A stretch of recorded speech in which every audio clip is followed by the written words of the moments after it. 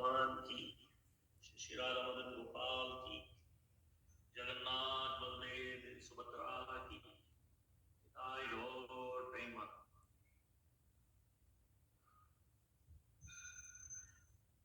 Om Namo Bhagavate Vasudevaya.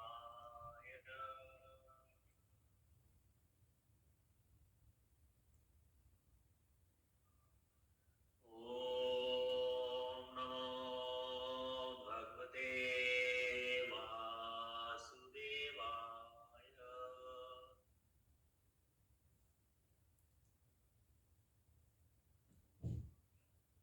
Om Namo Bhagavate Vasudevaya.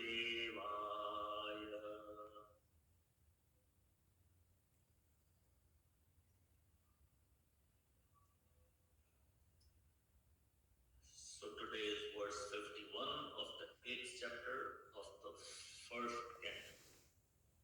Canto 1, chapter 8, verse 51.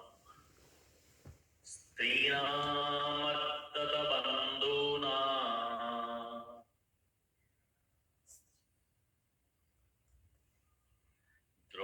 droyo sava ihotita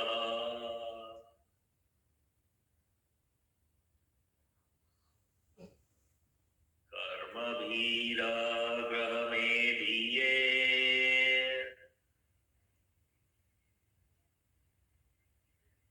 nam kalpo vyapohitum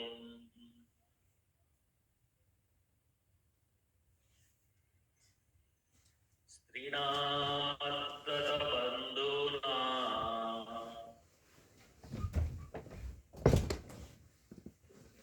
droyo asava ihotita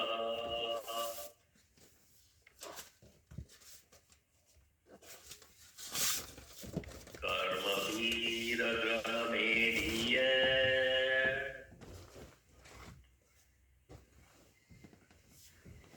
Naham kalpo vyapohitum.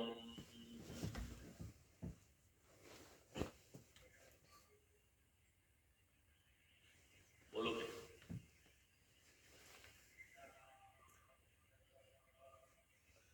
स्त्रीणामद्दत बन्धूना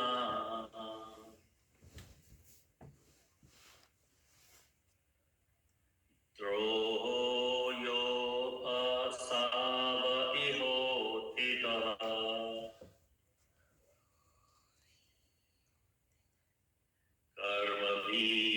कर्मभीरग्रहमेदीये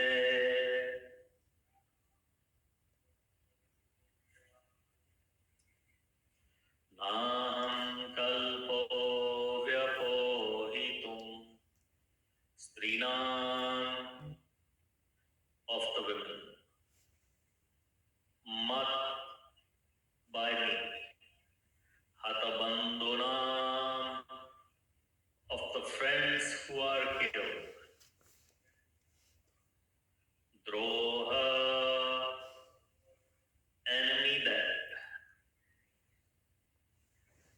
yaha that aso all those iha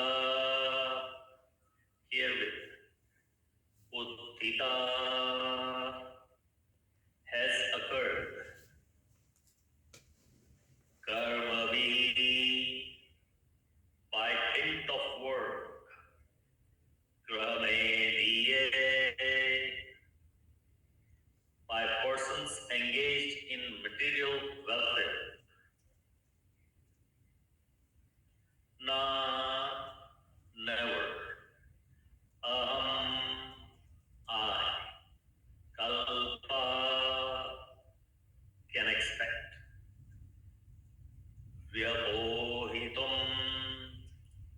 undoing the same. Translation: I have killed many friends of women and have thus caused enmity to such an extent that it is not possible to undo it by material welfare work. Please repeat. I have killed so many friends of women,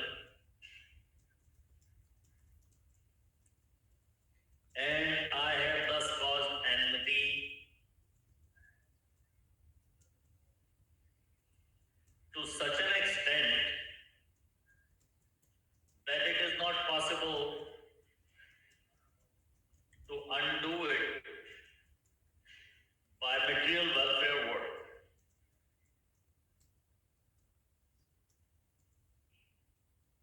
Forward by His Divine Grace, A.C. Bhaktivedanta Swami Srila Prabhupada. Srila Prabhupada ki.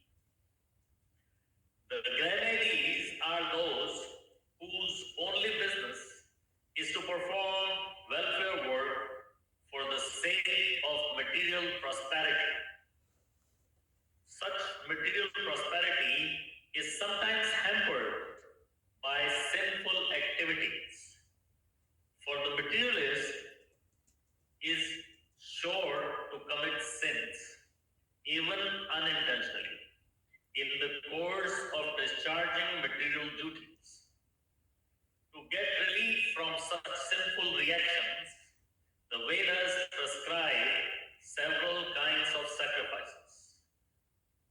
It is said that in the Vedas that by performing the Ashwamedh Yajna or sacrifice, one can get relief from even Brahma Hatya, killing of a Brahma.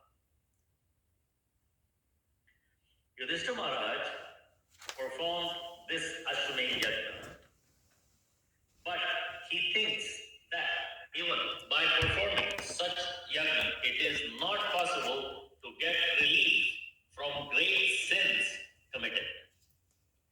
In war, either the husband or the brother or even the father or sons go to fight. This action and another reaction simultaneously, and thus increases the chain of material activities, binding the performer in the material bondage. In the Bhagavad Gita 9:27-28, the remedy is suggested that such actions and reactions of the path of work can be checked only when work is done on behalf of the Supreme Lord.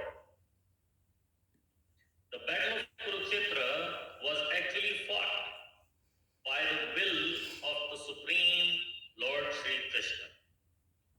As it is evident from his version, and only by his will was Yudhishthira placed on the throne of Hastinapur. Therefore, factually, no sin whatsoever touched the Pandavas, who were only the order carriers of the Lord. For others who declare war out of personal interest, the whole responsibility lies on them.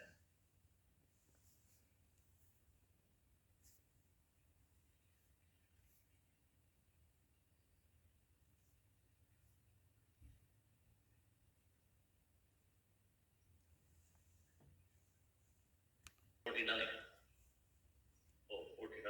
Okay. We'll read the 49 first because 49 comes before 51. 49.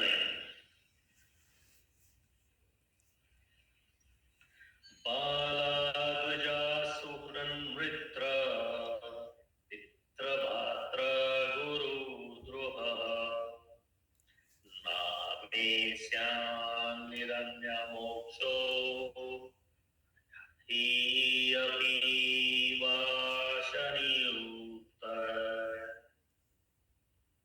I have killed many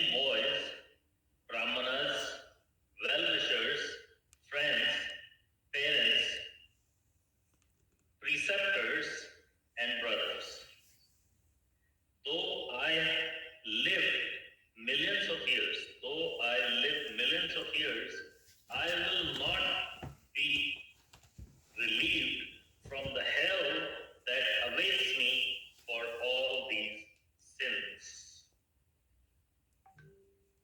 In the next verse, just so we go continuing to 51, Yudhishthira Maharaj is saying, there is no sin for a king who kills for the right cause, who is engaged in maintaining his citizens. But this injunction is not applicable to me. So here, this is Yudhishthira Maharaj speaking to Lord Krishna after Mother Kunti has done her prayers of Mother Kunti, famous teachings of Mother Kunti, up to verse 41, and then Yudhishthira Maharaj started to speak to Krishna, and this is the second last verse of the chapter. And out of his humility, Yudhishthira Maharaj is blaming himself for all the wrongdoing, for all the killings that had to happen in the battle of Kurukshetra. Of course, in the battlefield, that's what happens. So Yudhishthira Maharaj is taking full responsibility of causing all those people to die. How many people died in the battle of Kurukshetra? 640 million people died in the battle of Kurukshetra. And in this verse, he's saying, I have killed many friends of women. This word, friends, is the Sanskrit word is bandhu. Yes, bandhu is mainly used for friend, but bandhu is also in practical Sanskrit or Hindi used for relatives, not just friends, relatives. So he's mentioning that I have killed the relatives of the women. Why is he so focused on the women? The reason he is focused on the women is because the women are left at home. They have their sons, their husbands, their fathers, their brothers go to war and they get killed, and the women are left behind. So that's the leftover part of the family that is left behind. That's why also in Vedic culture, one man is okay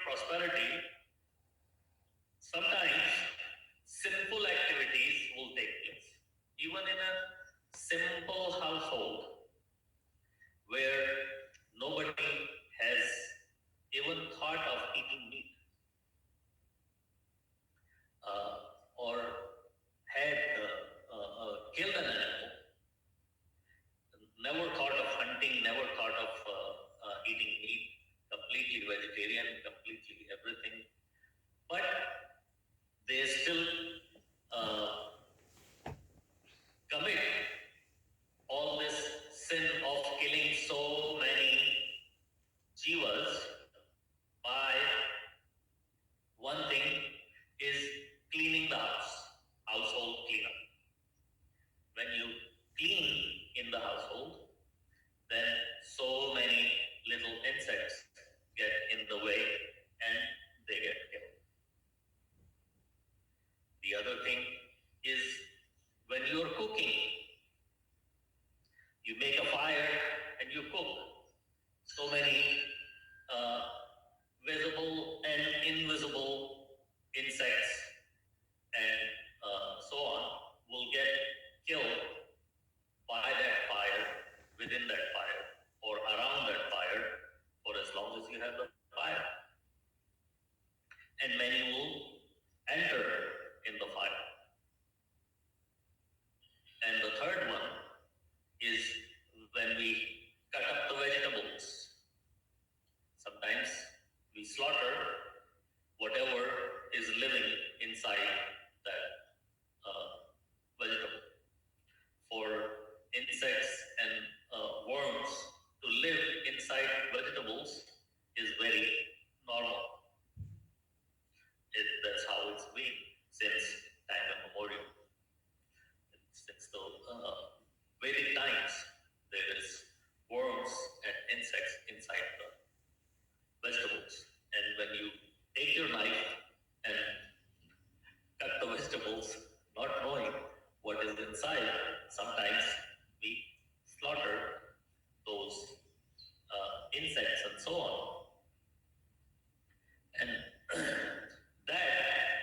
all of these activities, without causing anything, without having any intention to kill anyone, we are almost constantly engaged in killing. So, material prosperity is sometimes hampered by sinful activities. What is more sinful than killing? For materialist is sure to commit sins. A materialist is sure to commit sins even if is completely vegetarian, completely sticking with the principles, still it's unavoidable. Even unintentional. In the course of discharging material duties, when we are discharging material duties, we are either cooking for the family or cooking for Krishna. We're cooking for Krishna, of course, cannot be taken as material activity, material duties, discharging material duties. Nevertheless, the insects get killed. And if we are discharging material duties, I am cooking with the intention to feed my family, myself, then the slaughter of all those insects that I have just committed goes on my record. It's for me because I was cooking for me. I lit the fire for me. I cut up the vegetables for me. I cleaned up the home for me. So I am responsible for all of those sinful activity that would unintentionally be performed. But of course, if I am doing it for Krishna, then I am not personally going to suffer from the reaction of that activity because I did it for Krishna, I did do it for me. To get relief from such sinful reactions, the Vedas prescribe several kinds of sacrifices.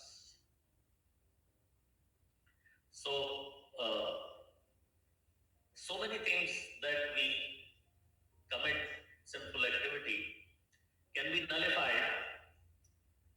Simply in the morning, you put 3 little spoons of water in the tulsi and go.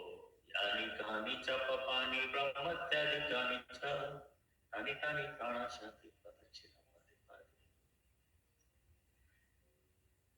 Very simply, or you take a bath in the Ganges, or you recite the names of such things. Unintentional sinful activity will be nullified very quickly. It is said in the Vedas that by performing Ashmeg Yajna, horse sacrifice, one can get relief from even Brahma. So I was going to explain that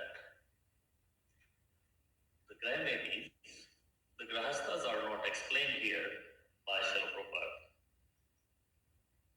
But further up in the Bhagavatam, second canto, first chapter, verse 2, in the purport, Srila Prabhupada explains Grahamatis and the Grahasthas.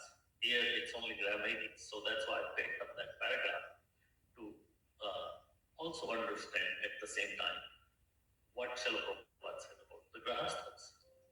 In the revealed scriptures, I'm quoting Srila Prabhupada's purport. In the revealed scriptures, there are two nomenclatures for the householder's life. One is Grahastha and the other is Grahamati. The Grahasthas are those who live together with wife and children, but live transcendently for realizing the ultimate truth. Their lifestyle is living transcendently for realizing the ultimate truth to make progress in the science of self-realization. The Grahamatis, however, are those who live only for the benefit of the family members, extended or centralized, and thus are envious of others. The word medhi indicates jealousy of others. The Grahamati, being interested in family affairs only, are certainly envious of others. Therefore, one Grahamati is not on good terms with another Grahamati, always looking at the grass is greener on the other side. It's a Canadian thing that people looking at their lawns, they always think the grass is greener on the other side.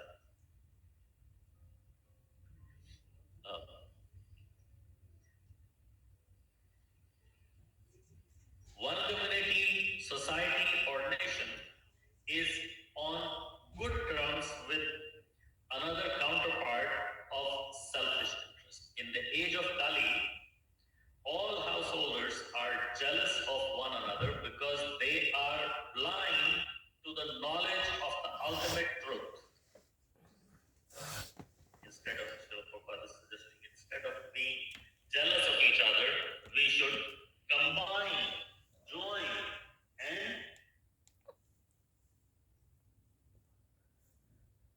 try to realize the ultimate truth. Try to realize that we are not this body. We don't belong here. We're not permanent residents. We have to leave this place, and we came from Krishna, and we have to go home, back home, back to Godhead, and stop looking for all the happiness in this material world, because there isn't any. They have many subject matters for hearing: political, scientific, social, economic, and so on. But due to poor fund of knowledge, they set aside the question of ultimate miseries of life. Srila Prabhupada talks about these Bengali men, that even Bhaktisiddhanta talked about them. That you talk to them about anything political, social, so on, they're ready to talk to you all day. Soon as you start bringing up transcendental matters, no interest. The Kavis have no interest in that. We went to Calcutta. There's this big temple called the Bhagwatam. And in the Bhagwatam temple, Bhagwatam temple is his Shalabhakti Saraswati's crown jewel, the biggest temple that he built in, in Calcutta. Anywhere in the world, but it's in Calcutta. He left his body at that temple only. We went to visit his room. You been there? Bhagwatam temple in Calcutta. It's a beautiful temple. It's like built in.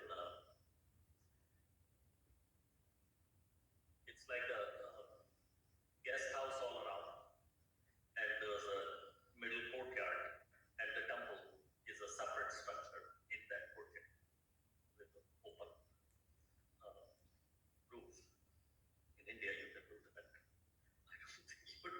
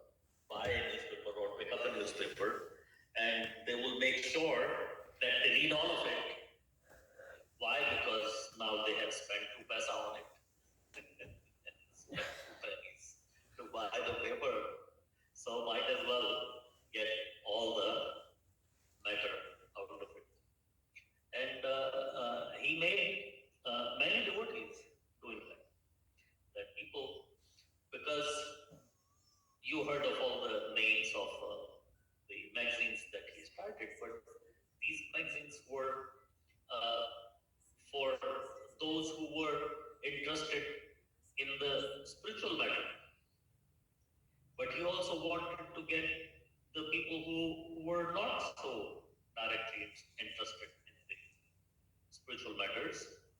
So he would publish this kind of things and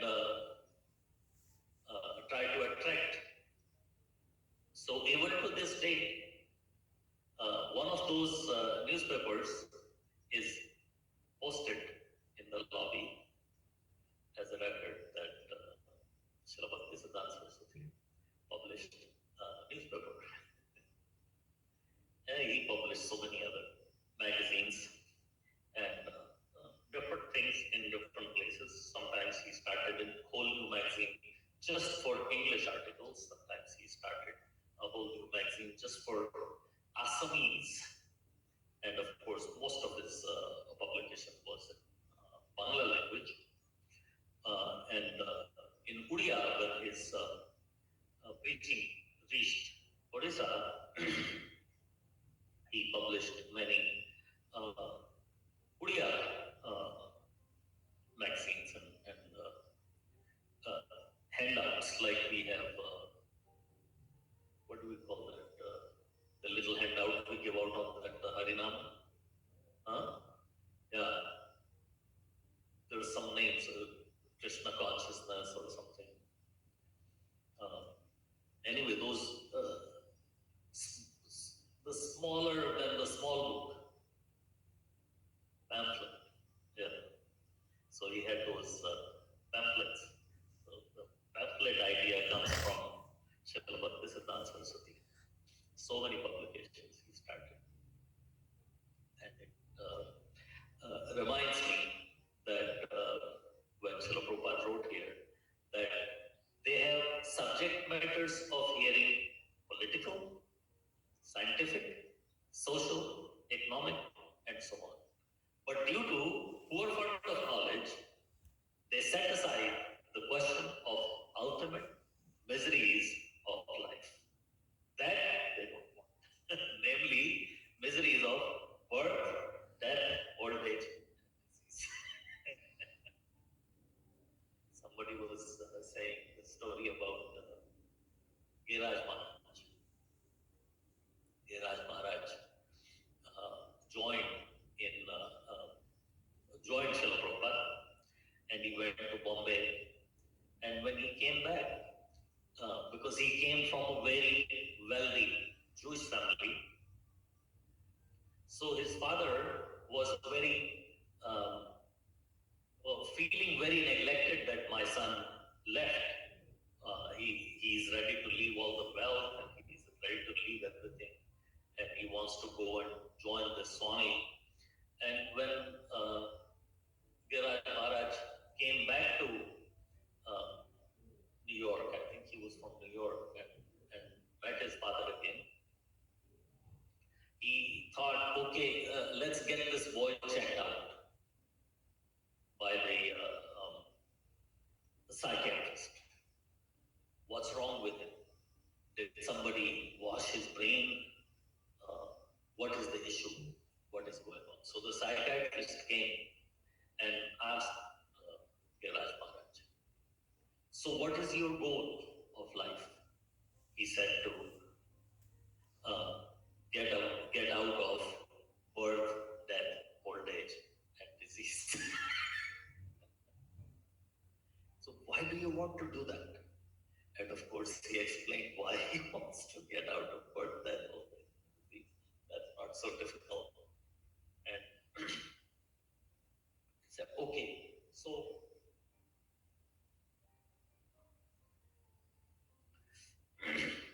what do you think the rest of the world should try to do? He said again, try to get out of birth. Disease. So the psychiatrist asked so many questions, and by chance, the answer to every question was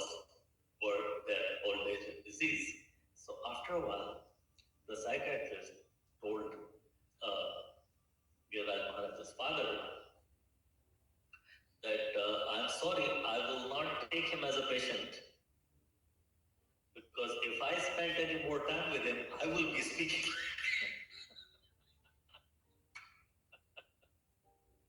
I will become Krishna conscious.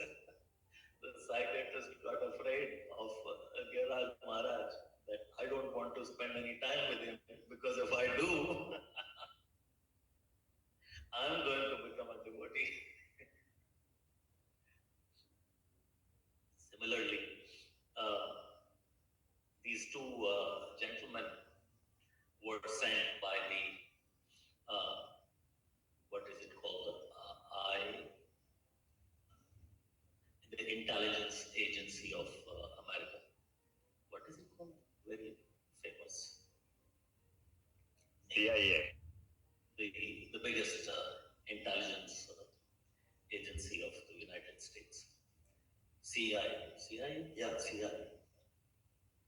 CIA.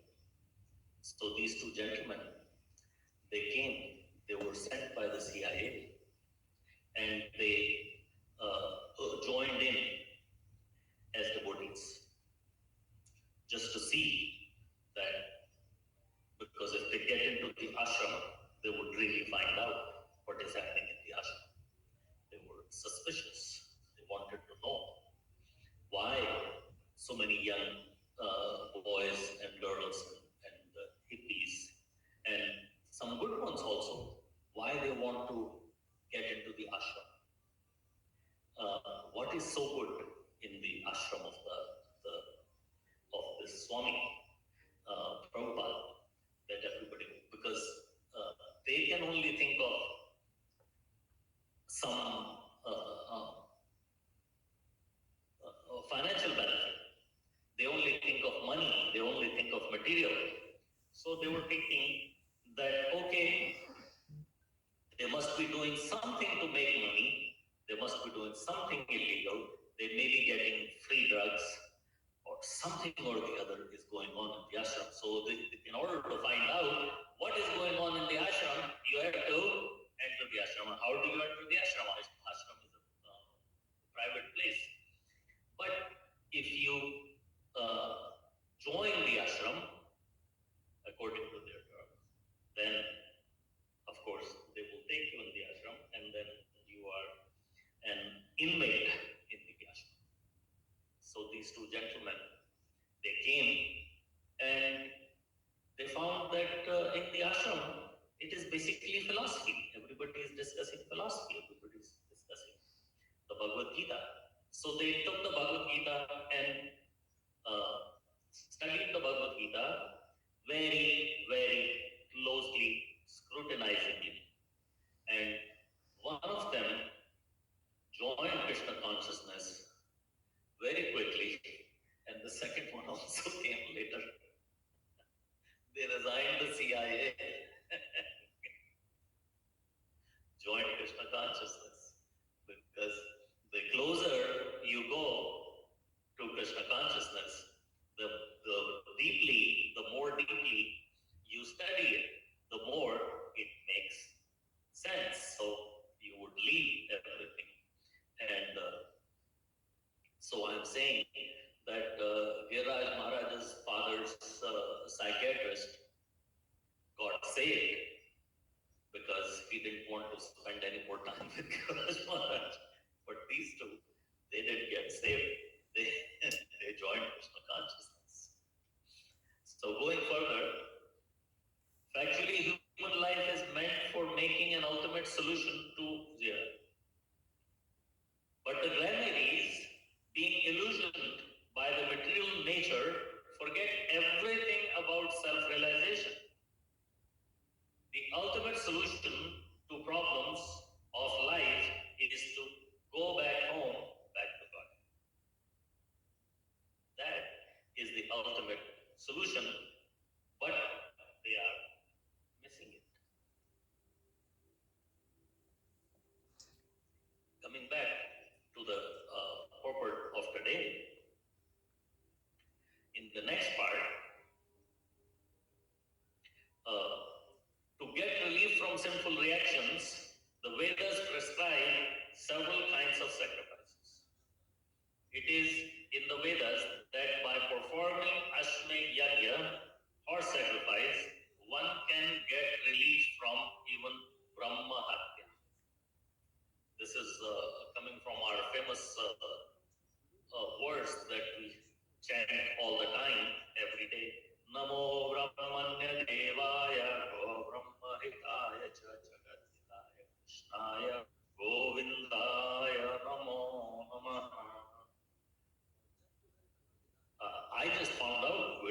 words came from. You know where this verse comes from? Most people don't know. This comes from the Vishnu Puran actually. It's just quoted from the Vishnu Puran. First time Srila Prabhupada quoted it in the written scripture is in the Bhagavad Gita 14:16.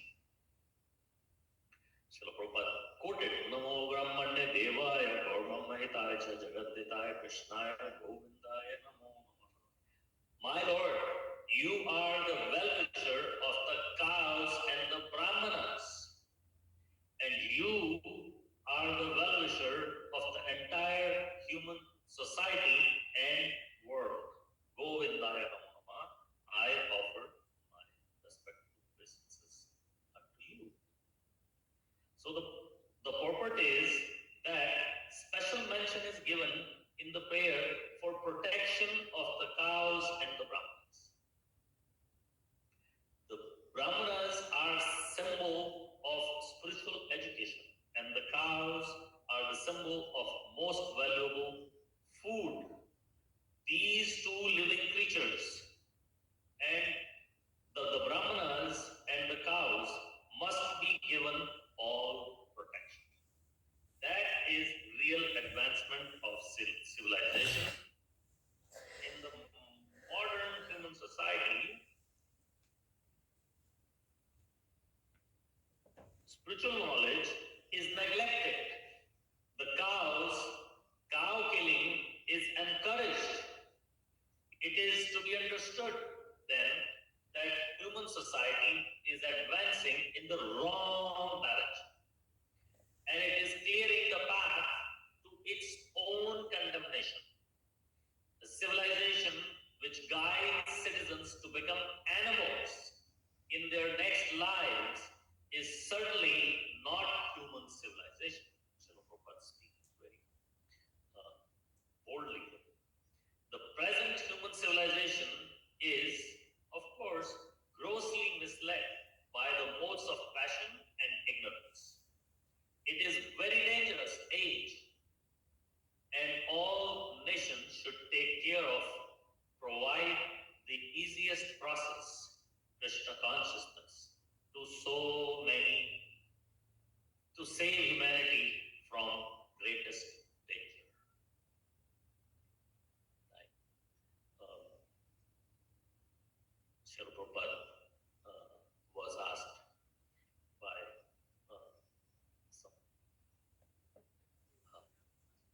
somebody that there is so much consumption of chicken and eggs and so many things. Where do all these come from? Why there is such a big presence of so many chickens and so many eggs and so many things? Srila Prabhupada said all these humans who are consuming it, becoming chickens and coming back. The more the chicken eating is going to be popular, the more people are going to become chickens and come back. It is said that if you eat one chicken, take life of one chicken, you have to repay by your life once for the chicken back. But if you eat a cow, then whatever piece of cow that you have consumed, all the hair on how many hair the cow can have on that little piece of beef or meat, that many times you have to be born as a cow and pay for it by your life. So the point here made by Srila Prabhupada is that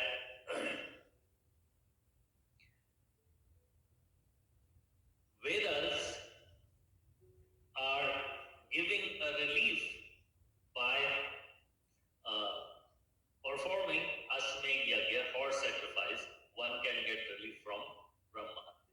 So, by chance, if even if you have performed Brahma Hatya, which is the highest sin, or Gau Hatya, you can be relieved from from the reaction of that by performing Ashwamedh Yagya. Of course, in the Kali Yuga, the Ashwamedh Yagyas are not allowed. The only Yagya in the Kali Yuga is the Sankirtan Yagya. So we perform Sankirtan Yagya to be free from sinful reaction. And we chant this mantra.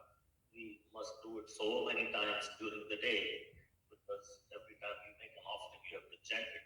Namo Brahmanya Devaya Govardhanaya Jagat Nitaya Krishnaya Govindaya Namo. Next paragraph. Yudhishthira Maharaj performed the Ashwamedh Yagya, but he thinks even by performing such yagnas, it's not possible to get relief from such great sins committed. Although the remedy to get rid of the sin was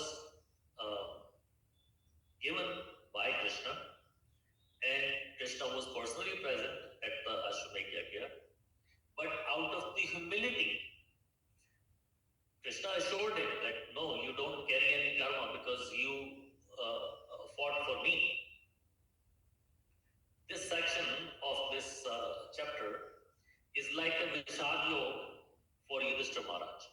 Like the first chapter of the Bhagavad Gita is the Vishad Yoga of Arjuna. Arjuna is thinking that, this is going to be so sinful, this is going to be so bad, I don't want to go through, I don't want this, I don't want to. And he put his gandhi down, his borders.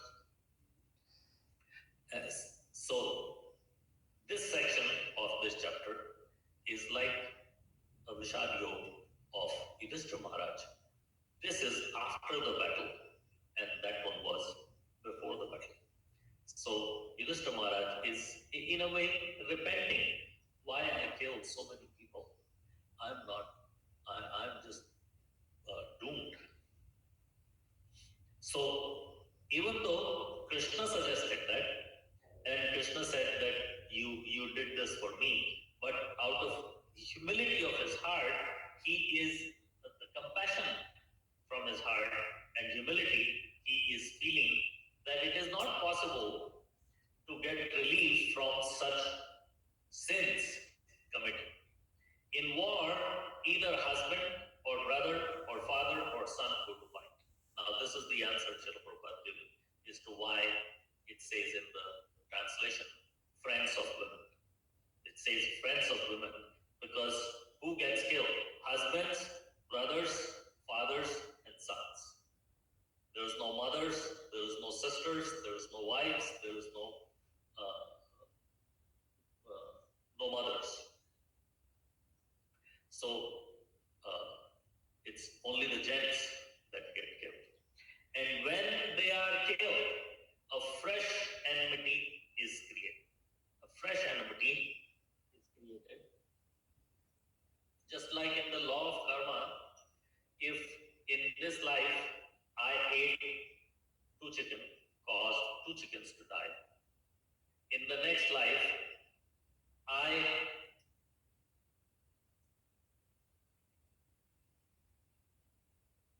let's say that these chickens, they ate me in the previous life, and in this life I eat them.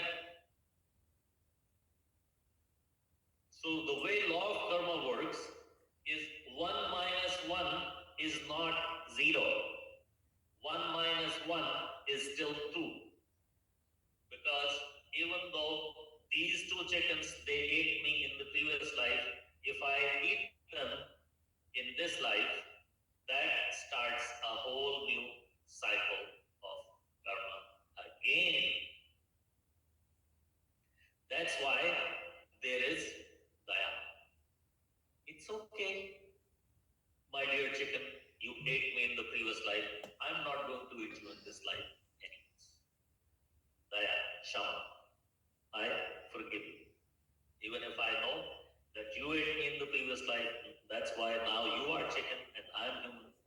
I still give up my right to kill you and eat you and walk right out of it. Because if I don't, then the 1 minus 1 will not become 0. 1 minus 1 will still become 2. I will have to suffer again the karma of eating that chicken who ate me in the previous life. So, in a similar way, every time Yudhishthira Maharaj is discussing here, that every time you go to kill somebody in the war, fresh enmities are created. So let's say